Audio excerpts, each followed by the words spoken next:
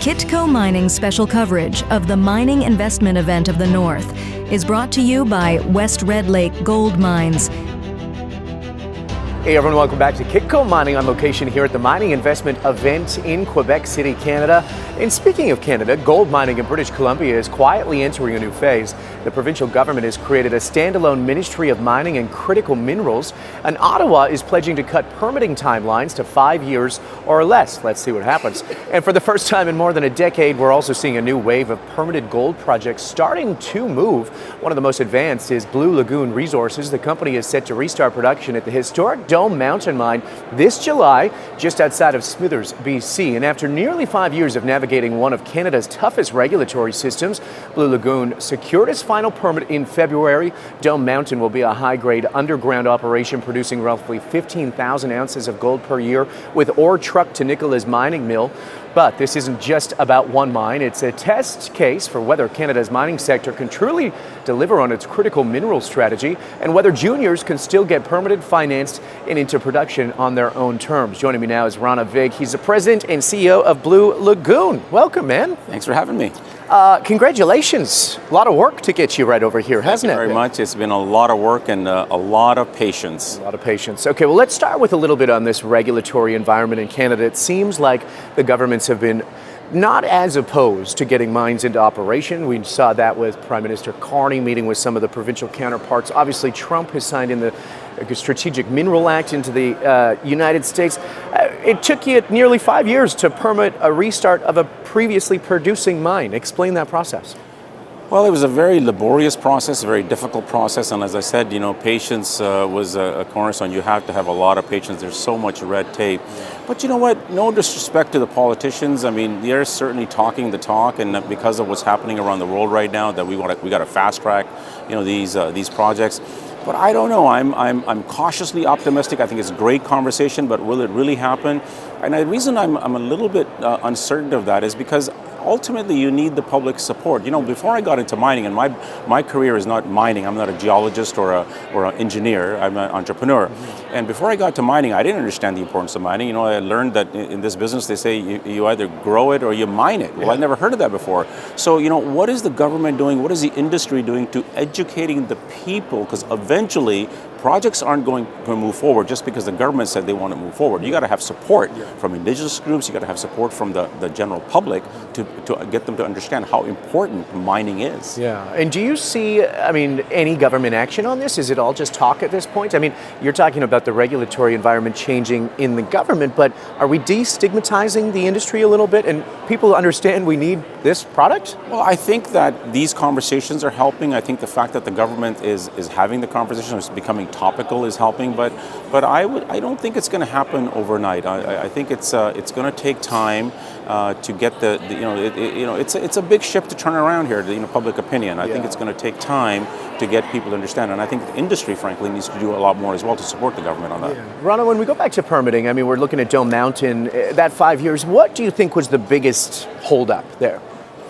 I don't know if there was one big holdup, but I think it's a number of things. Number one, I think is just the ministry office itself. A number of years ago, they eliminated the small mines office. So now there's only one office, Major Mines. So whether you're a small startup operation like ours or you're a barrack, you're treated the same way, which is very unfortunate because it's not practical. The scale is so different. So that's a challenge. Understaffing. We went through a number of lead people who were on our file, during those 5 years. They just kept changing. So you got to start all over again to get them up to speed. So there's a lot of issues there. And of course, the Indigenous agreement that we dealt with, we were one of the very first companies to have to deal with that because a couple of years ago the government made this new agreement. Right. So there was a lot of challenges to overcome for sure. And speaking of which, you went beyond the required water monitoring. Why was that important?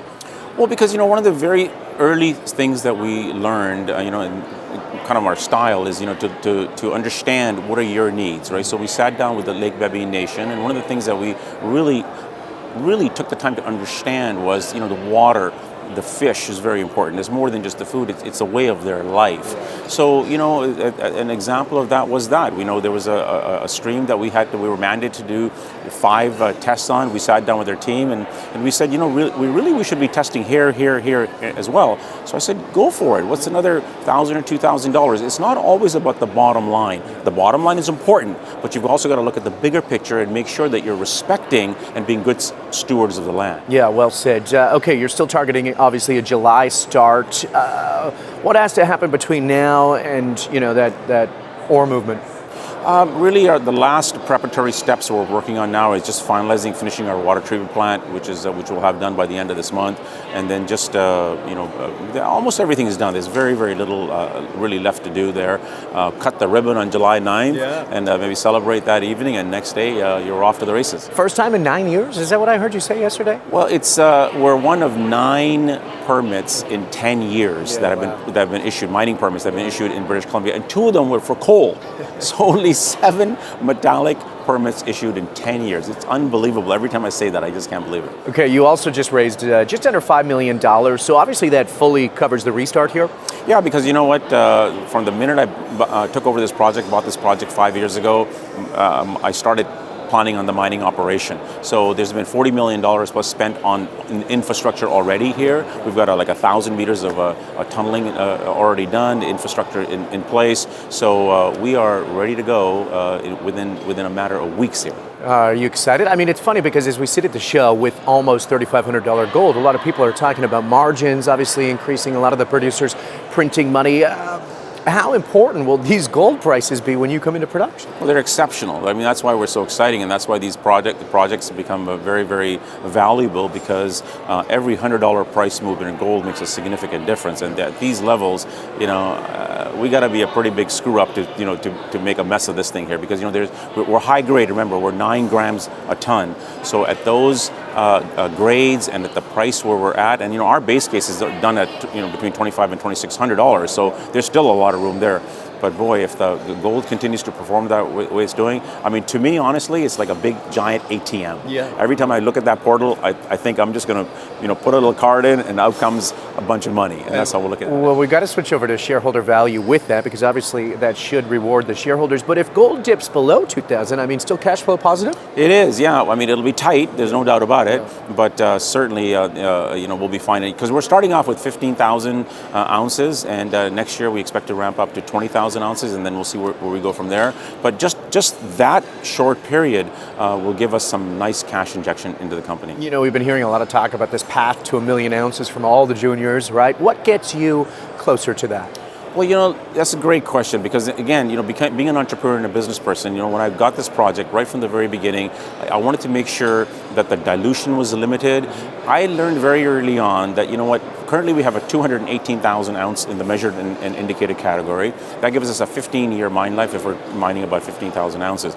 I raised lots of money, and I could have raised more money, 2 years ago. But then, we would have had, 5, 6, 700 million shares out, right, at those depressed prices. What's the point? Nobody would have cared if I went from 218 to 518 or heavier. So the strategy was always, get into cash flow. Now use that. We have a clear path that we can demonstrate on paper to 1 million ounces just on that one vein alone, the Boulder vein. We have 15 other veins in that small little area, which is still only 10% of the property. Right. So yeah, we're gonna. Do you plan on permitting those other veins? Yeah, absolutely. So as we start to ramp up, there's one vein that we're planning on putting a decline, a 90-meter decline. Right. That's grading at 14 grams or higher. So we're starting all those processes, alongside as we start the operation. So Rana, I mean, is it a one mine kind of company? Are you looking to scale into maybe multiple assets? What are your thoughts? Well, look, I'm a business person, so I don't say no to anything that I don't, haven't been presented or don't understand. So I think that's a better question to answer in 12 to 18 months as we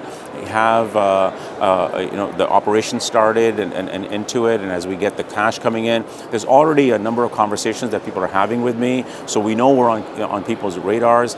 But look, I'm a patient guy. I'm in no rush. I've waited this long to get it going. So the opportunities will present itself as we move along. We've been talking about M&A on this show, and of course the industry as well. I mean, with cash flow coming, are you a takeover target?